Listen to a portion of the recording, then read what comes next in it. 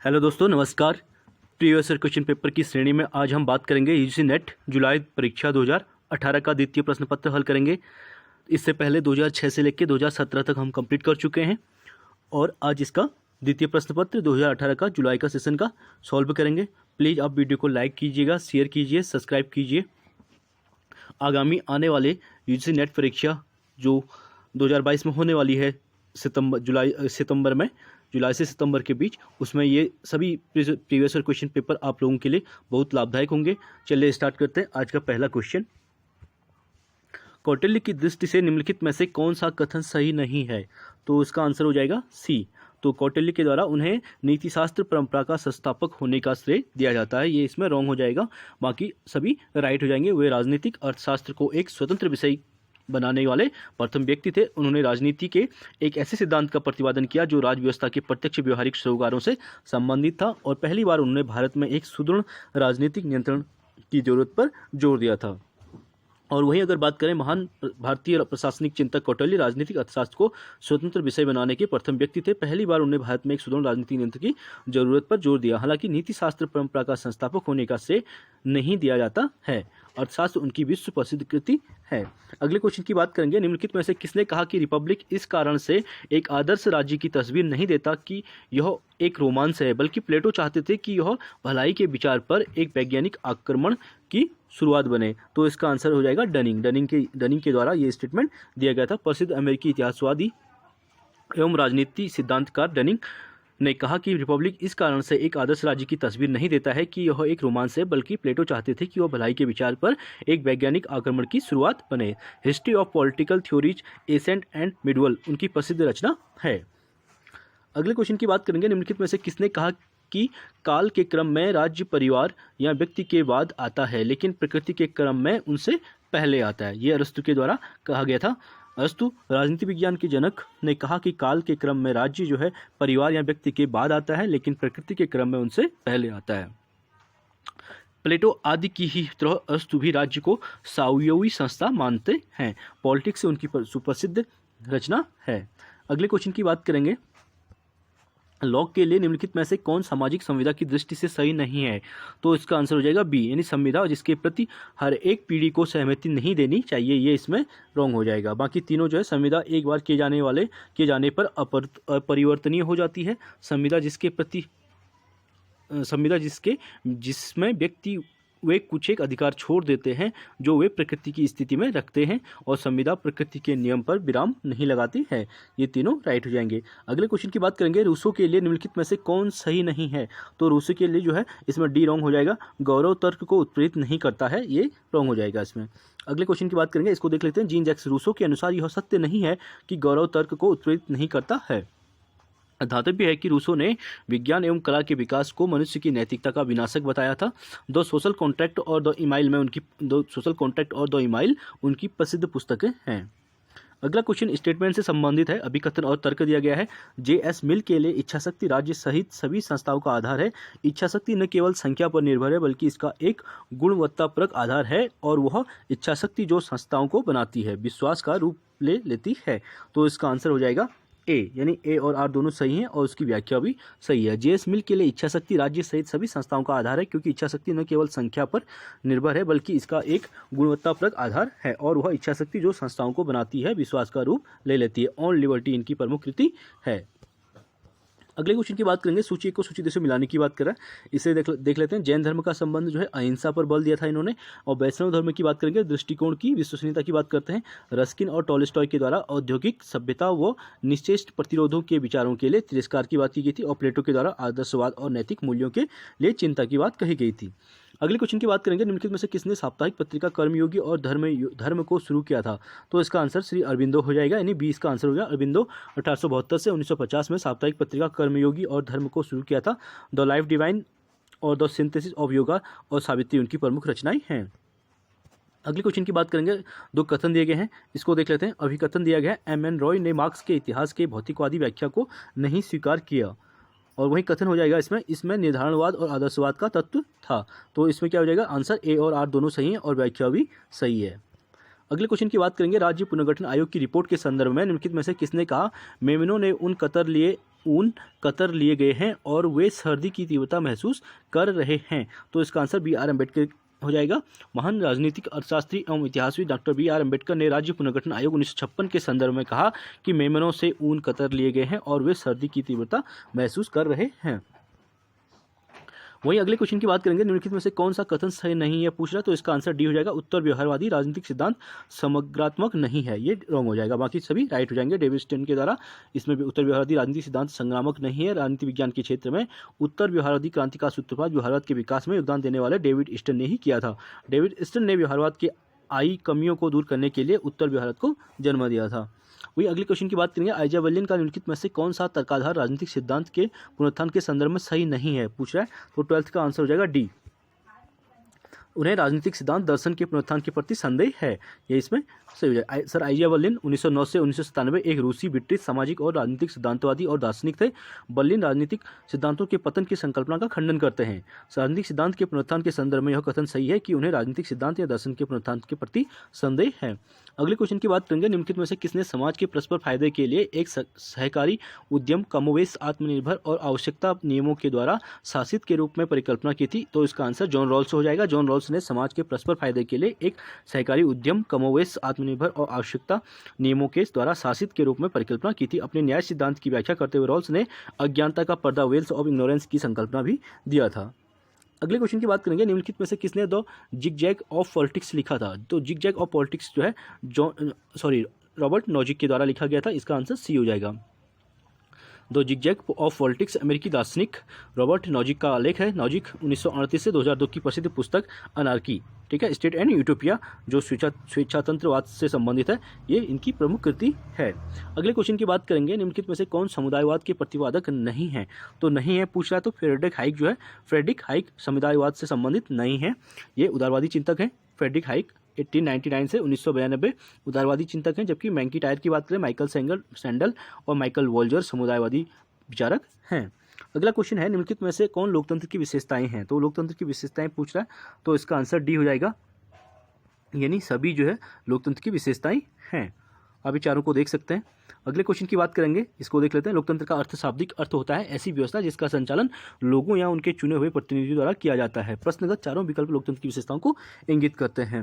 अगले क्वेश्चन की बात करेंगे, सूची 1 को सूची 2 से मूल्यांकन की बात करा, लेखक और पुस्तक दिए गए हैं, ठीक है। ब्रायन बेरी के द्वारा liberal theory of justice book लिखी गई थी, और सुसन मोलर ओकिन के द्वारा जस्टिस, जेंडर एंड फैमिली लिखी गई थी। अमर्त्य सेन की बात करेंगे, आइडिया ऑफ जस्टिस लिखी गई थी, और टॉम कैम्पबेल के द्वारा जस्टिस बुक लिखी गई थी। अगले क्वेश्चन की बात करेंगे, मार्क्स के अधिशेष मूल्य सिद्धांत की निम्नलिखित में से कौन कौन सी विशेषताएं हैं, तो इसका आंसर हो जाएगा सी, यानी पहला, दूसरा और चौथा। इसमें तीसरा जो है रॉन्ग हो जाएगा। यह रिकार्डो के सिद्धांत का विस्तारित रूप है। यह श्रम शक्ति श्रमिक की मस्तिष्क मांसपेशी और तंत्रिका के बराबर होती है। उत्पादन में जितने श्रम घंटे लगे कामगार को उसकी संख्या के अनुपात में अवश्य भुगतान किया जाना चाहिए। ये तीनों राइट हो जाएंगे। इसका दूसरा जो है रॉन्ग हो जाएगा, तीसरा रॉन्ग हो जाएगा इसमें। अब देख लेते हैं इसको। कार्ल मार्क्स 1818 से 1883 के अधिशेष मूल्य की विशेषताएं ये हैं, ये सभी हैं। अपनी ये पुस्तक दास कैपिटल में इन्होंने इसका वर्णन किया गया था। वहीं अगले क्वेश्चन की बात करेंगे, निम्नलिखित में से कौन मार्क्सवादी सिद्धांत में लेनिन का योगदान है, तो लेनिन का योगदान पहला, तीसरा और चौथा, यानी दूसरा इसमें रॉन्ग हो जाएगा, बाकी तीनों राइट हो जाएंगे। आप देख सकते हैं सर्वहारा के अग्रदल के रूप में पार्टी का उनका सिद्धांत जो क्रांति के पहले और बाद दोनों में जनसाधारण का मार्गदर्शन करता है। और वही बात करेंगे दुनिया के पहले सर्वहारा राज्य के पुनर्निर्माण के लिए उनका विचार और क्रांति की रणनीति और दांवपेच का उनका सिद्धांत, ये तीनों राइट हो जाएंगे। दूसरी जो है पूंजीवादी साम्राज्यवाद का उनका सिद्धांत, जिसको उन्होंने पूंजीवाद के मध्यवर्ती चरण के रूप में माना, तो ये रॉन्ग हो जाएगा, क्योंकि कार्ल मार्क्स जो है पूंजीवाद को एक्सेप्ट नहीं करते हैं। आप इसे देख सकते हैं। बोल्शेविक क्रांति का सूत्रधार लेनिन मार्क्सवाद का चिंतक है। लेनिन साम्राज्यवाद को पूंजीवाद की उच्चतम अवस्था मानता है। यह कथन असत्य है कि लेनिन ने पूंजीवादी साम्राज्यवाद को पूंजीवाद के मध्यवर्ती चरण के रूप में जाना है। वही बात करेंगे अगले क्वेश्चन की, निम्नलिखित में से कौन एक विचारधारा की विशेषता नहीं है, तो विचारधारा की जो विशेषता नहीं है उसका आंसर डी हो जाएगा। वे राजनीतिक विचार जो वर्ग या सामाजिक हितों को समाविष्ट या व्यक्त नहीं करते, वे राजनीतिक विचार की विशेषता नहीं है, यानी डी इसका रॉन्ग हो जाएगा। आप देख सकते हैं इसको, विचारधारा की ये विशेषता नहीं है कि वे राजनीतिक विचार जो वर्ग या सामाजिक हितों को समाविष्ट या व्यक्त नहीं करते, अर्थात विचारधारा राजनीतिक विचारों, वर्गों, सामाजिक हितों को अपने अंदर समाविष्ट करते हैं एवं उन्हें व्यक्त करते हैं। अगले क्वेश्चन की बात करेंगे, निम्नलिखित में से किसने तुलनात्मक राजनीति की परिभाषा दलों, हितों और नेतृत्व संरचना से मुख्य रूप से संबंधित होने के रूप में दी थी? तो इसका आंसर हो जाए रायसी, मैक्रेडिस और वार्ड के द्वारा ये दिया गया था। आप देख सकते हैं तुलनात्मक राजनीति के विद्वान रायसी, मैक्रेडिस और वार्ड के ने तुलनात्मक राजनीति की परिभाषा दलों, हितों और नेतृत्व संरचना के से मुख्य रूप से संबंधित होने के रूप में दी थी। The study of comparative government 1968 मैक्रेडिस की प्रमुख रचना है। अगले क्वेश्चन की बात करेंगे, द प्रेसिडेंशियल रिपब्लिक पुस्तक के लेखक कौन थे? तो प्रेसिडेंशियल रिपब्लिक पुस्तक किसके द्वारा लिखी गई थी? तो इसका आंसर हो जाएगा ए, यानी जीन ब्लॉन्डेल के द्वारा ये पुस्तक लिखी गई थी। आप इसे देख सकते हैं, द प्रेसिडेंशियल रिपब्लिक 2014 पुस्तक के लेखक जीन ब्लॉन्डेल हैं। An introduction to the comparative government भी इन्हीं के द्वारा लिखी गई थी। वहीं अगले क्वेश्चन की बात करेंगे, अभिकथन और तर्क दिया गया है। तुलनात्मक राजनीति के सिस्टम के सिद्धांत में साम्यता बनाए रखने के लिए आगम संरचना और निर्गम संरचना के मध्य संतुलन को मान्यता दी गई है। सिस्टम के सिद्धांत की आलोचना यथापूर्व स्थितिपरक निर्देश के रूप में की जाती है। तो इसका आंसर बी हो जाएगा, यानी ए आर दोनों सही है और उसकी व्याख्या जो है सही नहीं है, क्योंकि कथन और कारण अलग अलग दृष्टिकोण से संबंधित हैं। अगले क्वेश्चन की बात करेंगे, ग्रेवियल आलमंड द्वारा निर्धारित हित समूह को क्रम से व्यवस्थित करने की बात कर रहा है। तो आयोग ने इस प्रश्न को डिलीट कर दिया था, तो इसमें जो है मिलान सही से नहीं होगा, तो इसको चलिए आगे बढ़ते हैं।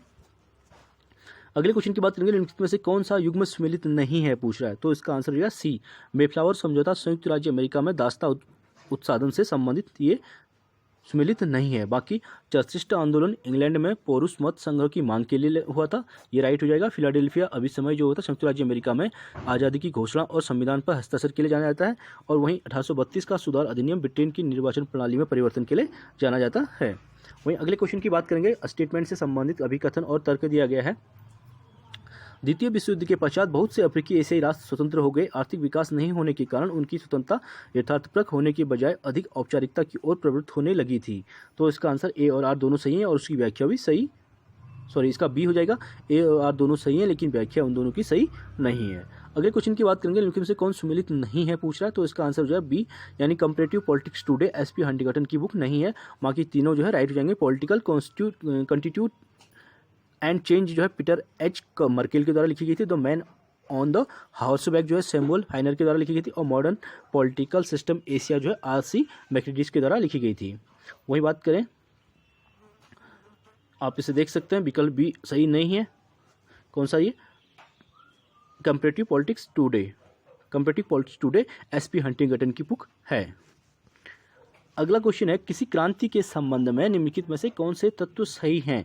तो सही है पूछ रहा है, तो इसका आंसर डी हो जाएगा, यानी पहला, दूसरा, तीसरा, चौथा, ये चारों राइट हो जाएंगे। आप इसे देख सकते हैं, क्रांति मूलतः व्यवस्था में आमूल परिवर्तन को कहते हैं। इसके संविधान में परिवर्तन एक शासक वर्ग दूसरे शासक वर्ग द्वारा स्थापित होता है। राजनीतिक संस्थाओं के रूप में भेद तथा सामाजिक, आर्थिक और राजनीतिक संरचनाओं में मौलिक परिवर्तन आदि प्रमुख तत्व हैं। अगले क्वेश्चन की बात करेंगे, सरकार की एकात्मक प्रणाली के बारे में निम्नलिखित में से कौन से कथन सही हैं? तो इसका आंसर ए हो जाएगा, यानी सभी चारों जो है राइट हो जाएंगे। एकात्मक प्रणाली की सरकार से संबंधित ये चारों विशेषताएं जो है राइट हो जाएंगी। आप इसे देख सकते हैं। वहीं अगले क्वेश्चन की बात करेंगे, अमेरिकी संविधान में किन संशोधनों में विधायी और कार्यकारी कृत्यों की न्यायिक समीक्षा के संबंध में विधि की समग्र प्रक्रिया का उल्लेख किया गया है? तो इसका आंसर होगा दूसरे और तीसरे में, 5वें संशोधन और 14वें संशोधन में। अगला क्वेश्चन है, निम्नलिखित में से कौन सा युग्म सम्मिलित नहीं है पूछ रहा है। तो इसको देख लेते हैं। इसका जो है न्यायाधीशों का आजीवन नियुक्ति जो है स्विट्जरलैंड में, ये इसमें रॉन्ग हो जाएगा। बाकी प्रशासनिक विधि फ्रांस में है। सीनेट सभा में राज्यों का एक समान प्रतिनिधित्व संयुक्त राज्य अमेरिका में है। और विधि का शासन इंग्लैंड में है। तो न्यायाधीशों का आजीवन नियुक्ति जो है संयुक्त राज्य अमेरिका में है, ना कि स्विट्जरलैंड में। अगले क्वेश्चन की बात करेंगे, निम्नलिखित में से किसने राजनीतिक विकास की व्याख्या प्रशासनिक और विधिक विकास के रूप में की है? तो इसका आंसर हो जाएगा मैक्स वेबर के द्वारा। मैक्स वेबर ने राजनीतिक विकास की व्याख्या प्रशासनिक और विधिक विकास के रूप में की है। वेबर मैक्टोकासाई के तीनों प्रकार, परंपरागत, करिश्माई और विधिक, the theory of social and economic organization, उनकी प्रसिद्ध पुस्तक है। अगले क्वेश्चन की बात करेंगे, अभिकथन और तर्क दिया गया है। लोकतांत्रिक प्रणाली में सभी व्यक्तियों को एक समान माना जाता है और आम आदमी की सरकार का द्योतक है। आम धारणा है कि सरकार ज्यादातर शक्ति विभाजन के नियंत्रण और प्रबंधन में कार्य करती है। तो इसका आंसर बी हो जाएगा, यानी ए और आर दोनों सही हैं, लेकिन व्याख्या जो है उनकी सही नहीं है। वहीं अगले क्वेश्चन की बात करेंगे, मैक्स वेबर के नौकरशाही के सिद्धांत के बारे में निम्नलिखित में से कौन से कथन सही हैं पूछ रहा है। तो इसका आंसर डी हो जाएगा, यानी कि दूसरा, तीसरा और चौथा सही है, पहला इसमें रॉन्ग हो जाएगा। यह युक्त विधिक प्राधिकार का महत्वपूर्ण हिस्सा है। नौकरशाही में मेधा के रूप में ज्ञान के माध्यम से प्रभुत्व अभिप्रेत है और लोकतंत्र में इसकी सहज ग्राह्यता है। ये तीनों, दूसरा, तीसरा और चौथा राइट हो जाएगा। वहीं अगले क्वेश्चन की बात करेंगे, सूची 1 को सूची 2 से मिलाने के लिए कह रहा है। सूची 1 लेखक और कृति दी गई है, इसे देख लेते हैं। रॉबर्ट डेहल के द्वारा पॉलियार्की, पार्टीशन एंड अपोजिशन पुस्तक लिखी गई थी और एस.एम. लिपसेट के द्वारा पॉलिटिकल मैन लिखी गई थी। लिपसेट की बात करें तो स्कमिट कार्ल के द्वारा लीगैलिटी एंड लेजिटिमेसा लिखी गई थी और रोजर चार्ल्टन के द्वारा पॉलिटिकल रियलिटीज कंपेरेटिव गवर्नमेंट पुस्तक लिखी गई थी। अगले क्वेश्चन की बात करेंगे, अभिकथन और तर्क से संबंधित क्वेश्चन है, इसे देख लेते हैं। राष्ट्रपति शासन प्रणाली में पूर्ण कार्यकाल के लिए स्थायी शासन व्यवस्था का उपबंध है। राष्ट्रपति शासन प्रणाली में शक्ति का अभिकेंद्रण अंतर्जात होता है। तो इसका आंसर भी बी हो जाएगा, यानी ए और आर दोनों सही हैं, लेकिन व्याख्या आपस में सही नहीं है। अगले क्वेश्चन की बात करेंगे, सूची को सूची 2 से मिलाने की बात कर रहा है, इसे देख लेते हैं। सबसे पहले जो है इस्लामिक क्रांति का संबंध ईरान में चलाया गया। इस्लामिक क्रांति का संबंध जो है ईरान में चलाया गया आधुनिकीकरण विरोधी आंदोलन से संबंधित हो जाएगा। और रूसी क्रांति की बात करेंगे, इसका नेतृत्व बोल्शेविक पार्टी द्वारा किया गया था।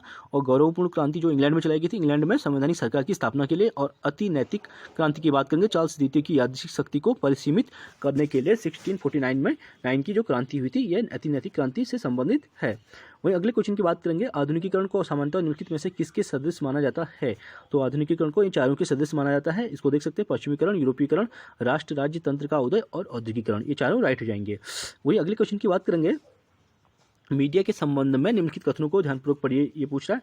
तो इसका आंसर भी डी हो जाएगा, यानी पहला, दूसरा और चौथा राइट हो जाएंगे, तीसरा इसमें रॉन्ग हो जाएगा। समकालिक लोकतंत्र में प्रिंट मीडिया की भूमिका हाशिए पर आ गई है, इलेक्ट्रॉनिक मीडिया की भूमिका निर्णायक हो गई है और मीडिया के अभिकरण औद्योगिक और कॉरपोरेट समूह के नियंत्रण में रहते हैं। और वही बात करें, तीसरा इसमें रॉन्ग हो जाएगा, मीडिया सभी राजनीतिक शासन व्यवस्थाओं में तटस्थ और निष्पक्ष रहती है, ये रॉन्ग हो जाएगा क्योंकि तटस्थ और निष्पक्ष नहीं रहती है।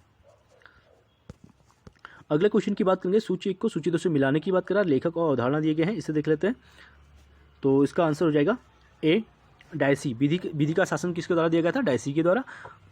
राजनीतिक क्षय की बात जो है एसपी हंटिंगटन के द्वारा की गई थी। और वहीं ऑलमंड की बात करते हैं, अप्रत्याशित हित समूह की बात ऑलमंड के द्वारा की गई थी। और मेरबरी बनाम मेडिसन जो है न्यायिक समीक्षा से संबंधित यूएसए का एक केस है। अगले क्वेश्चन की बात करेंगे, निम्नलिखित में से कौन भारत सरकार अधिनियम 1919 की एक विशेषता नहीं थी। तो 1919 की विशेषता जो नहीं थी वो बी हो जाएगा इसका आंसर। विधानसभा में एक निर्वाचित बहुमत होगा और उसका मंत्रियों पर नियंत्रण होगा, ये इसमें रॉन्ग हो जाएगा। बाकी केंद्र में द्विसदनीय विधानमंडल की व्यवस्था इसी 1919 के मॉन्टेस्क्यू चेम्सफोर्ड सुधार अधिनियम के द्वारा की गई थी। सांप्रदायिक प्रतिनिधित्व न केवल बरकरार रखा गया बल्कि उसे बढ़ाया भी गया और प्रांतों और इंपीरियल विधानमंडल दोनों के लिए निर्वाचकों को बढ़ा दिया गया। आप इसे देख सकते हैं। अगले क्वेश्चन की बात करेंगे, निम्नलिखित में से किसने भारतीय राजनीति का अध्ययन करने के लिए स्वतंत्रता पूर्व और स्वतंत्रता उपरांत सांस्थानिक फ्रेमवर्क उपलब्ध कराया था। तो वो मॉरिस जोन्स के द्वारा कराया गया था, यानी सी इसका राइट हो जाएगा। मॉरिस जोन्स ने भारतीय राजनीति का अध्ययन करने के लिए स्वतंत्रता पूर्व स्वतंत्रता उपरांत सांस्थानिक फ्रेमवर्क उपलब्ध कराया। मॉरिस जोन्स की प्रसिद्ध कृति जो है India the end of the beginning है। वही अगले क्वेश्चन की बात करेंगे, भारतीय संविधान के अंतर्गत मौलिक अधिकारों के बारे में निम्नलिखित में से कौन सही है पूछ रहा है। तो इसका आंसर हो जाएगा ए, यानी पहला और तीसरा इसमें राइट हो जाएगा। इसे संविधान द्वारा संरक्षित और प्रवर्तित किया गया और उच्चतम न्यायालय मौलिक अधिकारों का अभिभावक होता है, ये दोनों राइट हो जाएंगे, बाकी दोनों रॉन्ग हो जाएंगे। अगले क्वेश्चन की बात करेंगे, आप इसे देख सकते हैं। भारतीय संविधान के अंदर मौलिक अधिकारों का जो वर्णन किया गया है अनुच्छेद 12 से 35 तक किया गया है। अगला क्वेश्चन है, सूची 1 को सूची 2 से मिलाने की बात कर रहा है, इसे देख लेते हैं। मृदु राज्य की बात गुन्नार मिल्डर के द्वारा की गई थी। अभाव की राजनीति मायरन बिनर के द्वारा की गई थी, अभाव की राजनीति की बात। और शासनशीलता का संकट जो अब्दुल कोहली के द्वारा। और विवादास्पद लोकतंत्र की बात सुब्रत के मित्र के द्वारा की गई थी। अगले क्वेश्चन की बात करेंगे, अनुच्छेद 368 के अंतर्गत संविधान के संशोधन के बारे में निम्नलिखित में से कौन सही नहीं है। तो इसका आंसर हो जाएगा सी, सदनों के बीच असहमति होने की दशा में संयुक्त बैठक बुलाई जानी चाहिए। तो ये इसमें जो है सही ये नहीं है। बाकी तीनों जो है विधेयक संसद के किसी भी सदन में पेश किया जा सकता है, ये राइट हो जाएगा। विधेयक विशेष बहुमत यानी उपस्थित एवं 2/3 उपस्थित एवं मतदान में भाग लिया तथा कुल सदस्यता के 50% से अधिक द्वारा अस्वीकारित होना चाहिए। जो स्पेशल मेजोरिटी है उसके माध्यम से, यानी बी भी राइट हो जाएगा। और जो तीसरा है, राष्ट्रपति विधिवत रूप से पारित एवं अनुसमर्थित विधेयक को अपनी मंजूरी देने के लिए बाध्य है। ये तीनों राइट हो जाएंगे, यानी सी इसमें रॉन्ग हो जाएगा। आप इसे देख सकते हैं, अनुच्छेद 359 के अंतर्गत संविधान में संशोधन के बारे में यह सही नहीं है कि सदनों के बीच असहमति होने की दशा में संयुक्त बैठक बुलाई जानी चाहिए। साधारण विधेयक के संदर्भ में संयुक्त बैठक का प्रावधान अनुच्छेद 108 के अंतर्गत है, जबकि संविधान संशोधन विधेयक के संबंध में संयुक्त बैठक का प्रावधान नहीं किया गया है। वहीं अगले क्वेश्चन की बात करेंगे, सन 1889 में भारत के निम्नलिखित राष्ट्रपतियों को उनके कालक्रम में व्यवस्थित करने की बात कर रहा है। इसे देख लेते हैं। तो इसका आंसर हो जाएगा, सबसे पहले आर वेंकट रमन आ जाएंगे, कार्यकाल उनका 1987 से 1992 हो जाएगा। संकल्प दयाल शर्मा का राष्ट्रपति का जो कार्यकाल है 1992 से 1997 है। और के आर नारायण की बात करें 1997 से 2002, और APJ अब्दुल कलाम की बात करें 2002 से 2007, और प्रतिभा पाटिल की बात करेंगे 2007 से 2012।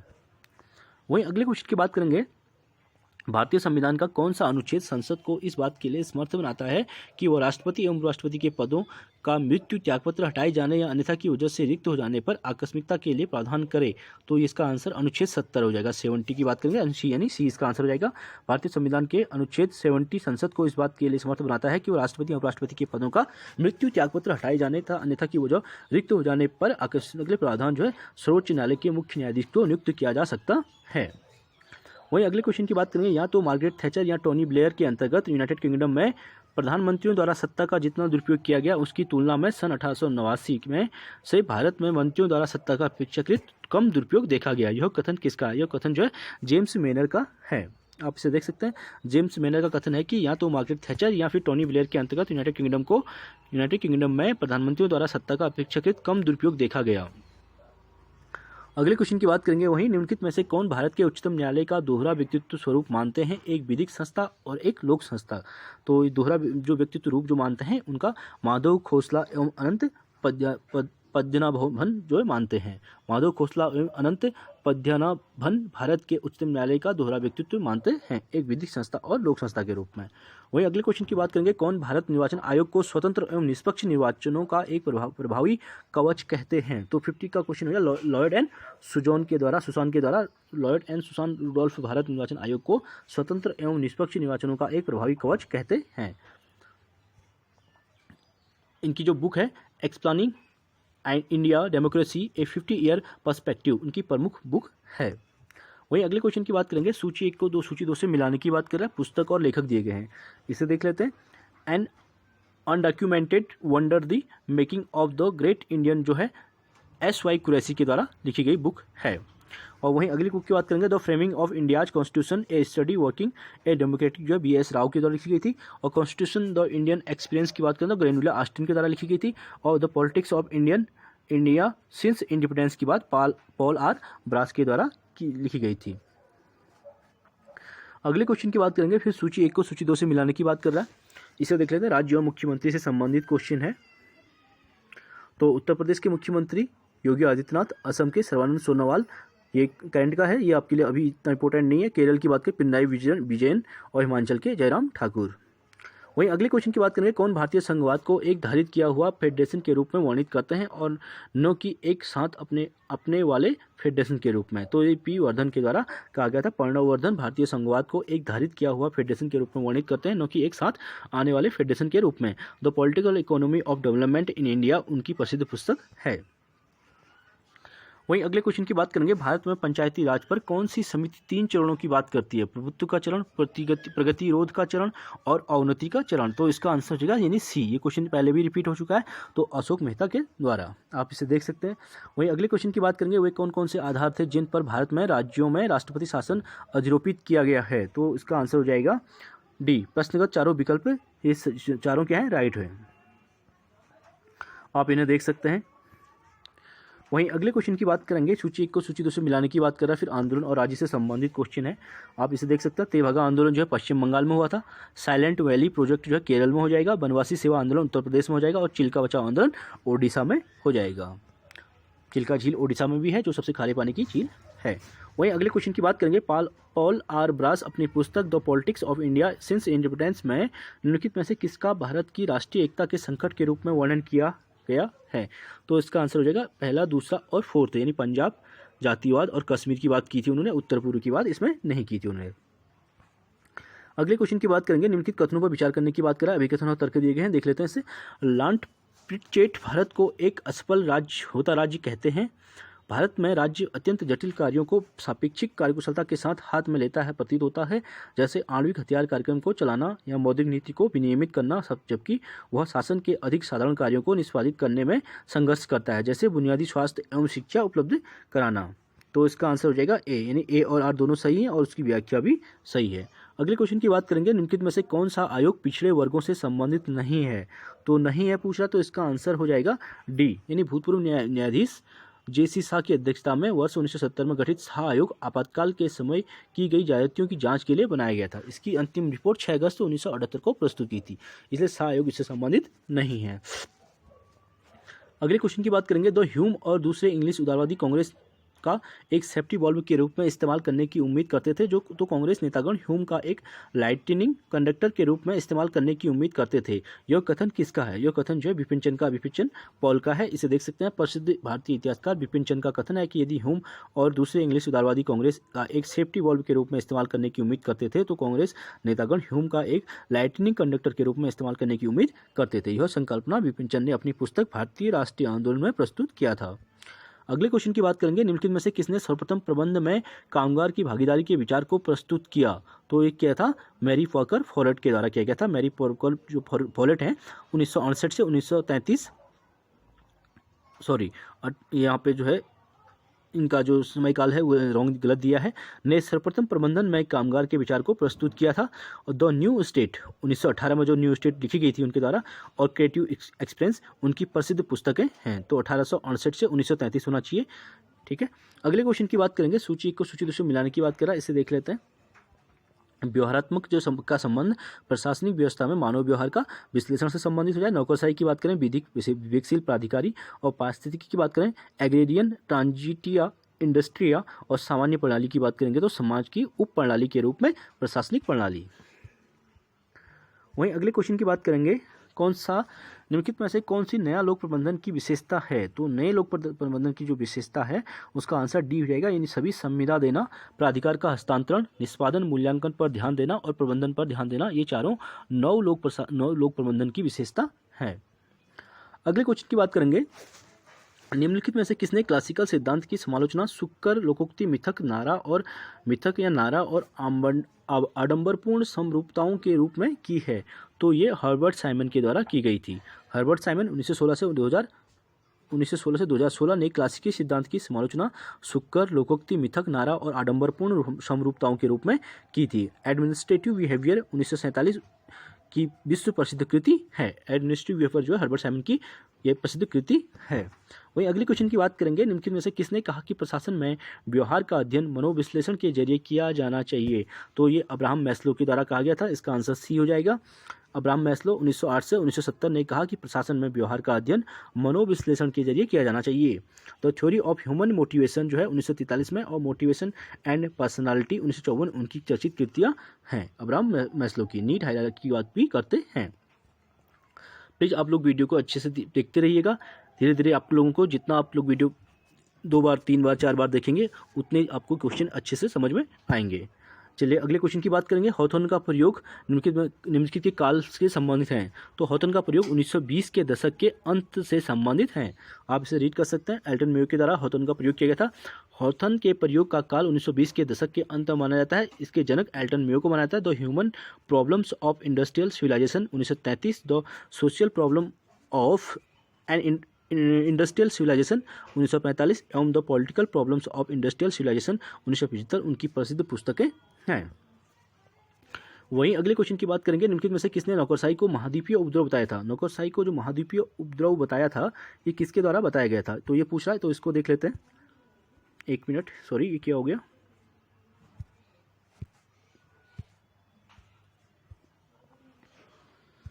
एक मिनट। तो इसका आंसर थॉमस कार्लाइल के द्वारा हो जाएगा, यानी हाँ हो गया। तो उनके में से किसने नौकरशाही को महाद्वीपीय उपद्रव बताया था? थॉमस कार्लाइल, यानी 20 का आंसर हो जाएगा। थॉमस कार्लाइल के द्वारा ही नौकरशाही को महाद्वीपीय उपद्रव कहा गया था। आप इसे देख सकते हैं। थॉमस कार्लाइल 1795 से 1881 ने नौकरशाही को महाद्वीपीय जंजाल कहा है। कार्लाइल एक स्कॉटिश दार्शनिक, लेखक, इतिहासकार, गणितज्ञ एवं प्राध्यापक थे। अगले क्वेश्चन की बात करेंगे, नियंत्रण की एकता का अर्थ क्या है। नियंत्रण की एकता का अर्थ जो है, इस प्रश्न को आयोग ने रद्द कर दिया था, इसलिए इसका आंसर हम यहाँ पे नहीं करेंगे।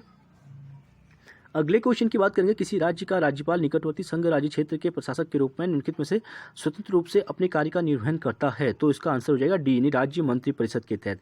किसी राज्य का राज्यपाल निकटवर्ती संघ राज्य क्षेत्र के प्रशासक के रूप में राज्य मंत्री परिषद से स्वतंत्र रूप से अपने कार्य का निर्वहन करता है। संविधान के अनुच्छेद 158(3) क के अनुसार एक ही व्यक्ति 2 या 2 से अधिक राज्यों का राज्यपाल नियुक्त किया जा सकता है। इसका वर्णन आर्टिकल 158 क्लॉज 3 के अंतर्गत किया गया है।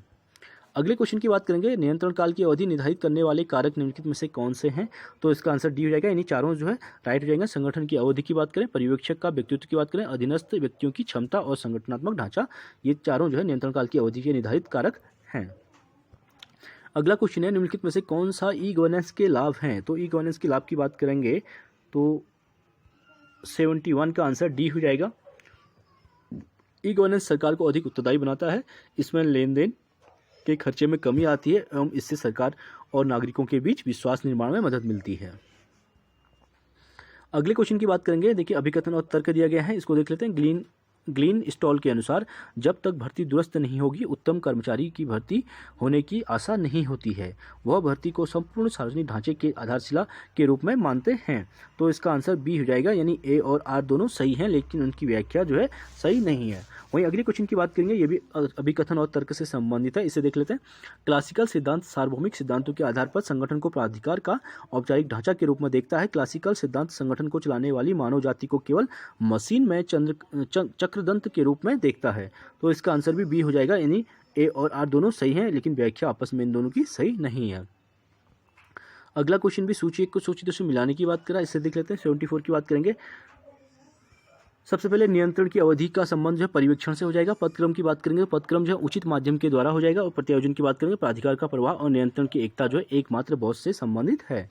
अगले क्वेश्चन की बात करेंगे, 75, 73वें और 74वें संशोधन अधिनियमों का परिणाम स्वरूप निम्नलिखित हुए थे। तो इसके अंतर्गत जो हुआ था, चारों हुए थे, ये चारों राइट हो जाएंगे। सरकार में पारदर्शिता की बात की गई थी, सरकार में उत्तरदायित्व की बात की गई थी, महिला सशक्तिकरण की बात की गई थी और जनतंत्र की मजबूती की बात इसी के द्वारा की गई थी। 73वें और 74वें संविधान संशोधन अधिनियम 1991-92 के परिणामस्वरूप सरकार में पारदर्शिता बढ़ी, सरकार में उत्तरदायित्व बढ़ा, महिला सशक्तिकरण हुआ और जनतंत्र को मजबूती प्राप्त हुई थी। अगले क्वेश्चन की बात करेंगे, स्वतंत्रता के बाद जिला अधिकारी की भूमिका में मुख्य रूप से निम्नलिखित के कारण बहुत अधिक परिवर्तन हुआ था। तो इसका आंसर हो जाएगा जनतांत्रिक विकेंद्रीकरण, यानी सी इसका राइट हो जाएगा। अगले क्वेश्चन की बात करेंगे, राइट टू इन्फॉर्मेशन मास्टर की टू गुड गवर्नेंस प्रतिवेदन निम्नलिखित में से एक के द्वारा प्रस्तुत किया गया था। तो 77 की बात करें, दूसरा प्रशासनिक सुधार आयोग, ये इसके द्वारा लाया गया था। राइट टू इन्फॉर्मेशन मास्टर की टू गुड गवर्नेंस प्रतिवेदन दूसरे प्रशासनिक सुधार आयोग 2005 के द्वारा प्रस्तुत किया गया। दूसरा प्रशासनिक सुधार आयोग का गठन वीरप्पा मोइली की अध्यक्षता में गठित हुआ था। वहीं पहले प्रशासनिक सुधार आयोग 1966 में गठन हुआ था और ये मोरारजी देसाई के शासनकाल में लाया गया था, अध्यक्षता में लाया गया था। अगले क्वेश्चन की बात करेंगे, निम्नलिखित में से किस आयोग या समिति चिंतक ने भ्रष्टाचार के 27 रीतियों की पहचान की है। तो केंद्रीय सतर्कता आयोग, यानी इसका डी आंसर हो जाएगा। केंद्रीय सतर्कता आयोग 1964 में स्थापित ने भ्रष्टाचार के 27 रीतियों की पहचान की है। इस आयोग का गठन संतानम समिति 1962 की सिफारिशों के द्वारा किया गया था। यह एक सांविधिक निकाय संस्था है। अगले क्वेश्चन की बात करेंगे, भारत में संयुक्त परामर्शी तंत्र निम्नलिखित में से किसकी सिफारिश पर स्थापित किया गया था। तो इसका आंसर द्वितीय वेतन आयोग के आधार पर स्थापित किया गया था। भारत में संयुक्त परामर्शी एवं द्वितीय वेतन आयोग की सिफारिश पर स्थापित किया गया था। संयुक्त परामर्शी तंत्र की स्थापना 1966 में हुई थी। अगले क्वेश्चन की बात करेंगे, निम्नलिखित में से किन आयोगों और समितियों ने भारत में भ्रष्टाचार के मुख्य कारण के रूप में कमजोर शासन की पहचान की थी। तो 80 का आंसर की बात करेंगे तो इसका दूसरा प्रशासनिक सुधार आयोग सही हो जाएगा। दूसरे प्रशासनिक सुधार आयोग 2005 ने भारत में भ्रष्टाचार के मुख्य कारण के रूप में कमजोर शासन की पहचान की थी। वहीं अगले क्वेश्चन की बात करेंगे, निम्नलिखित में से कौन सा एक राष्ट्रों का स्वीकृत परमाणु शक्ति बनने का कालानुक्रम है। तो इसका आंसर हो जाएगा डी, यानी सबसे पहले अमेरिका के द्वारा, उसके बाद सोवियत यूनियन, ब्रिटेन, फ्रांस और अंत में चीन के द्वारा। आप इसकी डेट देख सकते हैं। राष्ट्रों का जो स्वीकृत परमाणु शक्ति बनने का जो कालक्रम है, अमेरिका 1945 में बना था और सोवियत यूनियन की बात करेंगे उसके 4 साल के बाद 1949 में, वहीं ब्रिटेन की बात करें 1952 में और फ्रांस की बात करें 1960 में और चीन की बात करेंगे 1964 में। अगला क्वेश्चन है, संयुक्त राष्ट्र संघ का कौन सा अध्याय विवादों का शांतिपूर्ण समाधान से संबंधित है। तो यूएन की बात करेंगे तो इसका आंसर हो जाएगा सी, अध्याय फोर्थ, संयुक्त राष्ट्र संघ का अध्याय 4 विवादों का शांतिपूर्ण समाधान से संबंधित है। अगले क्वेश्चन की बात करेंगे। नीचे दो कथन दिए गए हैं, स्टेटमेंट अभिकथन और कारण से संबंधित, इससे देख लेते हैं। शीत युद्ध और राजनीतिक स्वतंत्रता की प्रक्रिया ने संयुक्त राष्ट्र संघ द्वारा राष्ट्र में अधिक सक्रिय भागीदारी को निरुत्साहित किया और राष्ट्रों का राष्ट्रीय हित उनका प्रमुख हित होता है। तो इसका आंसर हो जाएगा ए, यानी ए और आर दोनों सही हैं और उसकी व्याख्या भी सही है। अगले क्वेश्चन की बात करेंगे। भारत ने निम्नलिखित के साथ कार्यनीतिक भागीदारी समझौतों पर हस्ताक्षर किए हैं, तो किसके साथ किए हैं? इसका आंसर भी डी हो जाएगा। भारत ने वियतनाम, सेशल्स, मंगोलिया और सिंगापुर के साथ कार्यनीतिक भागीदारी समझौते पर हस्ताक्षर किए हैं। अगले क्वेश्चन की बात करेंगे। भारत और आसियान के संबंध में लिखित कथनों पर विचार करने की बात करा, 85 की बात करेंगे, तो इसका आंसर बी हो जाएगा, यानी पहला और तीसरा राइट हो जाएगा। भारत 1992 में आसियान का क्षेत्रीय भागीदार बना और भारत 1996 में आसियान का वार्ता भागीदार बना था। चलिए इसको देख लेते हैं। आसियान की स्थापना वर्ष 1967 में हुई और भारत 1992 में आसियान का क्षेत्रीय भागीदार बना था, जबकि 1996 में आसियान क्षेत्रीय भागीदार बना, जबकि 1996 में वार्ता भागीदार बना था। और भारत वर्ष 2002 में आसियान का शिखर सम्मेलन स्तर पर भागीदार बन गया है। अगले क्वेश्चन की बात करेंगे। सार्क से संबंधित क्वेश्चन है। सार्क के बारे में निम्नलिखित में से कौन सा कथन सही है, ये पूछ रहा है, तो इसका आंसर हो जाएगा सी, यानी तीसरा और चौथा इसमें राइट हो जाएगा। भारतीय 2 बार सार्क के महासचिव बने हैं और सार्क का दूसरा शिखर सम्मेलन भारत में हुआ था।